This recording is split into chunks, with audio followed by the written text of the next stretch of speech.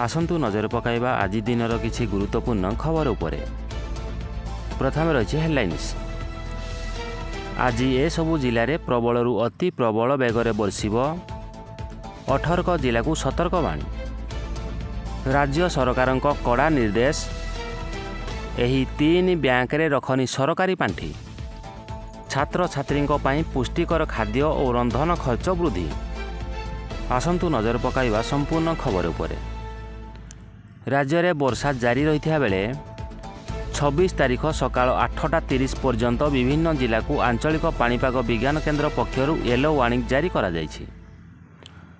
रविवार वर्षा सह वज्रपात नहीं 18 जिला को सतर्क करा जायछि। जगतसिंहपुर में प्रबल वर्षा संभावना थिबा बेले सुंदरगढ़, झारसुगुड़ा, बरगढ़, संबलपुर, देवगढ़, अनुगुल, ढेंकानाल, केन्दुझर, मयूरभंज, कोरापुट, रायगढ़, बालेश्वर, भद्रक, जाजपुर, केन्द्रापड़ा, कटक, पुरी और खोर्धा आदि जिले में वर्षा सह घंटा प्रति 30 ରୁ 40 किलोमीटर बेगरे पवन बहीपे।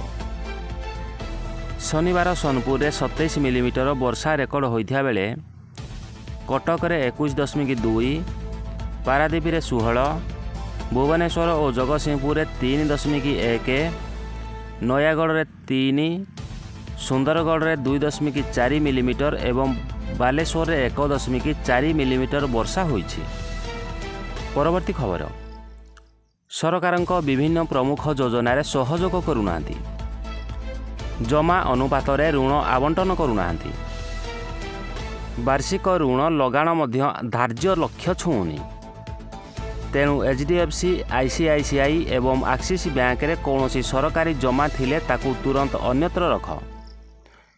ए बैंक रे जमा खाता यथाशीघ्र बंद करी अन्य सरकारी तालिकाभुक्त बैंक रे पांठी रखिबाकू अर्थ विभाग पक्षरु समस्त विभाग को निर्देश जारी होईछि। अर्थ विभाग स्पष्ट दर्शाइछि, जदि ए 3 बैंक रे सरकारी पांठी स्थायी जमा भावे रखिथिबे तेबे ताहा बंद हेबनी। सरकार सुध हराइबे। मात्र स्थायी जमार मियादी पूरीवा मात्रे जमा टंका उठाण करी अन्य बैंक रे विभाग रखिबो। ए निर्देश को समस्त विभाग तुरंत कार्यकारी करिवे। एथिरे सामान्यतम अवहेला को बर्दाश्त करा जिवो नाही। तेणु चिट्ठी पाइबा मात्रे विभाग गुड़िक एही 3 बैंक रु जमा पांठी उठाण करने को निर्देश जारी होईछि। परवर्ती खबर। केंद्र और राज्य सरकार मिलित सहयोग में चलिथिबा PM पोषण योजना ओडिशा रे कार्यकारी होउछि।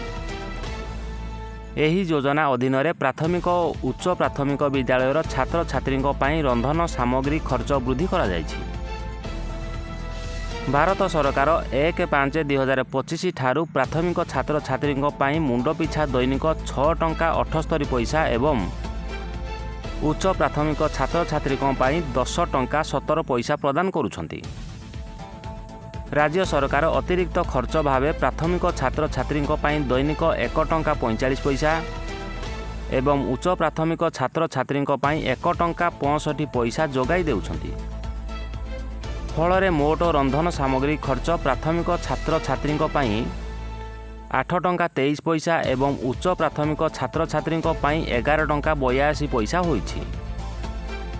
यह सहित राज्य सरकार छात्र छात्री पोषण को गुरुत्व दे 2025-26 शिक्षावर्ष सप्ताह को 3टी पुष्टिकर लडू एवं गोटे अतिरिक्त अंडा प्रदान करेंगे। यही अतिरिक्त पुष्टिकर खाद्य जोगाण पाई राज्य सरकार प्राथमिक और उच्च प्राथमिक छात्र छात्री दैनिक रंधन सामग्री खर्च को 2 टंका 92 पैसा वृद्धि करिसेंती। फल संशोधित मूल्य अनुसार प्राथमिक छात्र छात्री मुंड पिछा दैनिक 11 टंका 15 पैसा एवं उच्च प्राथमिक छात्र छात्री 14 टंका 74 पैसा रंधन सामग्री खर्च बाबद में खर्च करा जिवो।